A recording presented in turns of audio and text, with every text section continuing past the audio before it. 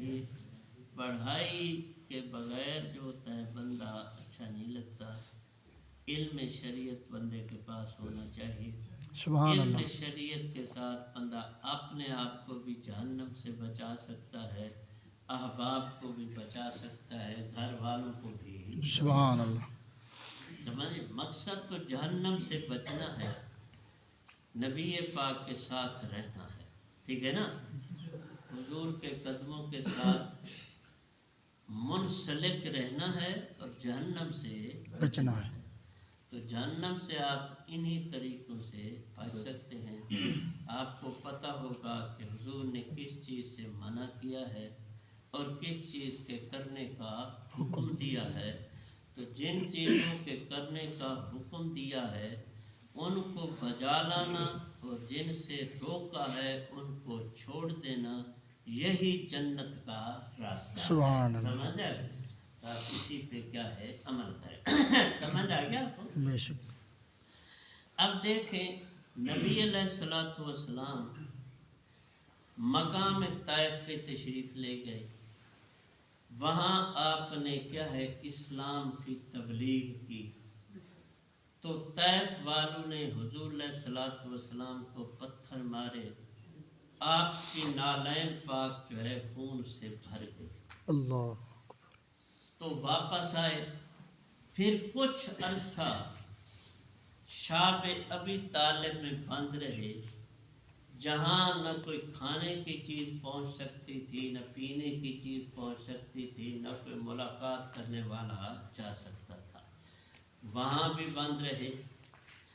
اور پھر ایسا وقت آ گیا کہ آپ کو مکہ چھوڑنا پڑ گیا, اصلی گھر کو چھوڑنا پڑ گیا, ہجرت اختیار کرنی پڑ گئی.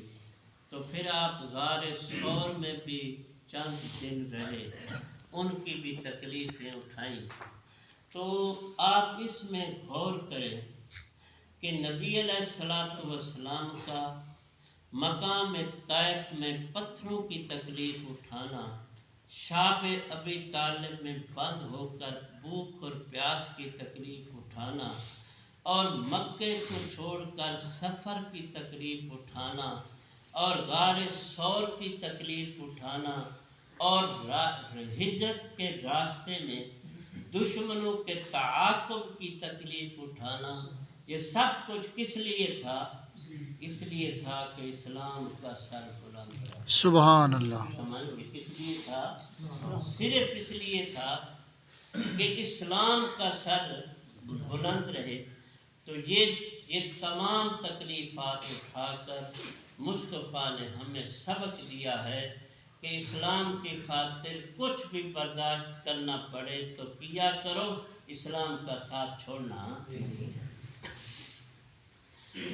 میں آپ سے پوچھنا چاہتا ہوں کہ ان کو یہ تکلیفیں اٹھانے کی کیا ضرورت ہے کہ وہ ہستی جس کو اللہ نے یہ شان عطا کر رکھی ہے کہ جس کی چاہتوں سے قبلے تبدیل ہو جاتے ہیں, جن کی چاہت سے چاند دو ٹکڑے ہو سکتا ہے, جن کی چاہت سے سورج الٹے قدم واپس آ سکتا ہے, جن کی چاہت کی وجہ سے درخت جڑیں اکھیڑ کر حاضر خدمت ہو سکتے ہیں, جن کی چاہت پہ پتھر کلمہ پڑھ سکتے ہیں, کیا وہ ایک اشارے کے ساتھ کافروں کی گردنیں نہیں اڑا سکتے تھے؟